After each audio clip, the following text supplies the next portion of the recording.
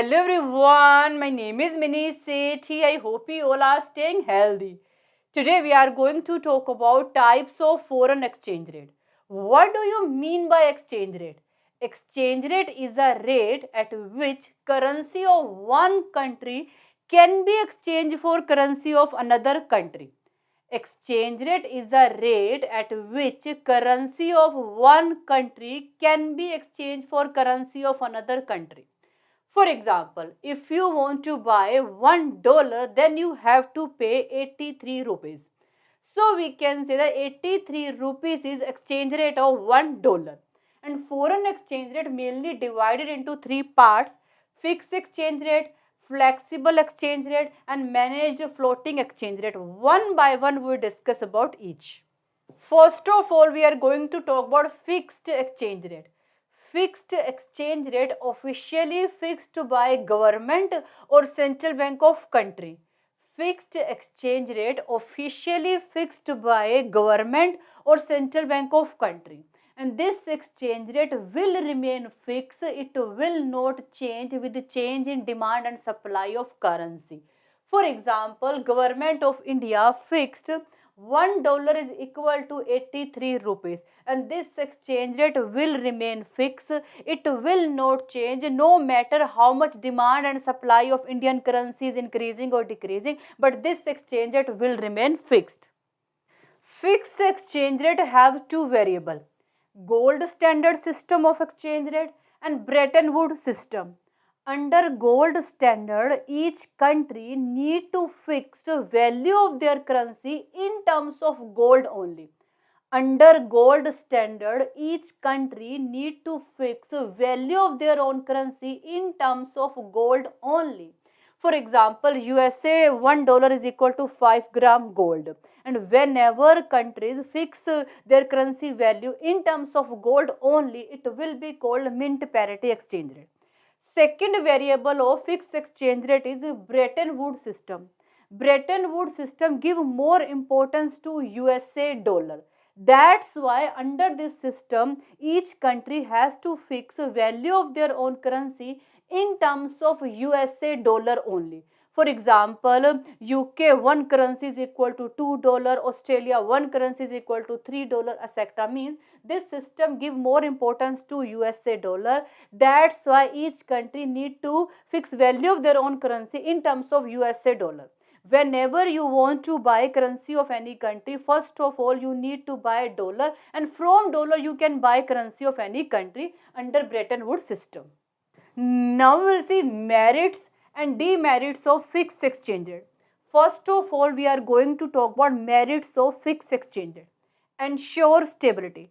Fixed exchange rate is fixed, don't fluctuate. That's why this exchange rate ensures stability. Promote international investment. International investor don't have any risk of fall in currency value in future because our exchange rate is fixed. So we can say that this exchange rate promote international investment. Prevent speculative activities. As we know, speculator can make profit if in future currency value will increase. But if exchange rate is fixed, there is no scope of speculator for making profit. So we can say this exchange rate prevent speculative activity. No free market. That means here exchange rate is not influenced by demand and supply of currency. Demerits: need huge gold reserve. As we earlier discussed, under fixed exchange rate, countries can fix value of their currency in terms of gold also. If every country fixing value of currency in terms of gold, that's why they need to maintain huge reserve of gold, but it is very difficult. Difficulty in fixing exchange rate: every country is free to decide their exchange rate, but problem is that how much exchange rate they should keep for their currency, it is very difficult to decide. So countries are free to decide their exchange rate for their currency. That's why there is problem of undervaluation and overvaluation, because some countries overvaluate their currency. On the other hand, some country undervaluate their currency. Now we will see flexible exchange rate. Flexible exchange rate is determined by demand and supply of currency. Flexible exchange rate is determined by demand and supply of currency. or we can say that flexible exchange rate is determined by market forces. There is no need of government intervention. For example, if demand for USA dollar increase but their supply is less, then obviously USA dollar will become expensive.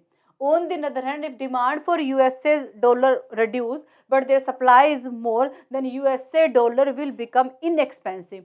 So we can say that here exchange rate is determined by demand and supply of currency, and there is no need of any government intervention. Now we will see merits and demerits of flexible exchange rate. First of all, we are going to talk about merits of flexible exchange rate. No need to maintain gold reserve because exchange rate is decided by demand and supply. Free market. Exchange rate is decided by market forces. No government intervention, no problem of undervaluation and overvaluation because value of currency is decided by their demand and supply. If there is more demand of currency, that means value of currency is very high. Now we will see demerits. Flexible exchange rate fluctuates so much. That's why it creates instability in economy. Next is promote speculative activities. Under flexible exchange rate, it can be possible speculator can make profit when value of currency will increase in future. And flexible exchange rate fluctuate so much. That's why there is risk of inflation. Hampers international investment because this exchange rate fluctuates so much. That's why investor have a so much risk. So we can say that this exchange rate hampers international investment. Now we are going to talk about managed floating exchange rate. When exchange rate is determined by demand and supply of currency, but when value of domestic currency start falling so much, in such a case, central bank will intervene in order to manage value of our currency. It will be called managed floating exchange rate. We will clearly understand with the help of one example. Initially, $1 is equal to 60 rupees. Now suppose demand for dollar increase. As demand for dollar increase, dollar become expensive. Now $1 is equal to 70 rupees. Again demand for dollar increase. Now $1 is become equal to 80 rupees.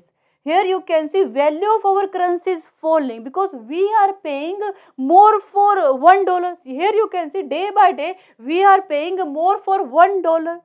In such a case value of our currency is falling. Now central bank will intervene so that it can manage value of our currency. But how central bank will manage of our value of our currency? Central bank will increase supply of dollar in market. As supply of dollar will increase, dollar will become inexpensive. As a result, exchange rate will set here. Now exchange rate will become equal to $1 will become equal to 70 rupees.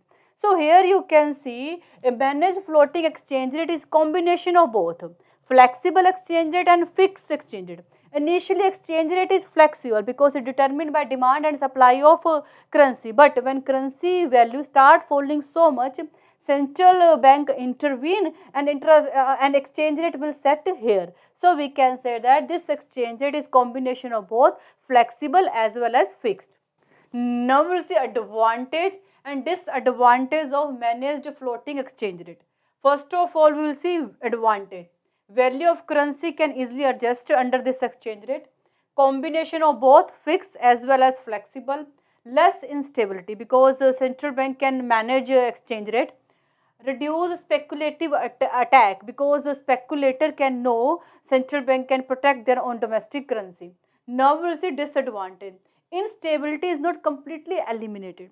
In this case, instability can reduce, but we cannot say that instability is completely eliminated. And there is uncertainty for an international investor because they always be confused whether they should invest or not. So this is all about types of exchange rate. I think you got it, and thank you so much for watching this video. Bye, take